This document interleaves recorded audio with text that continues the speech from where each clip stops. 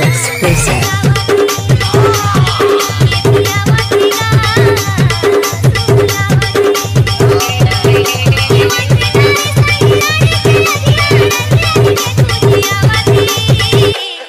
कैसी लागत है वो, कैसी लागत है, कैसी लागत है वो, कैसी लागत है।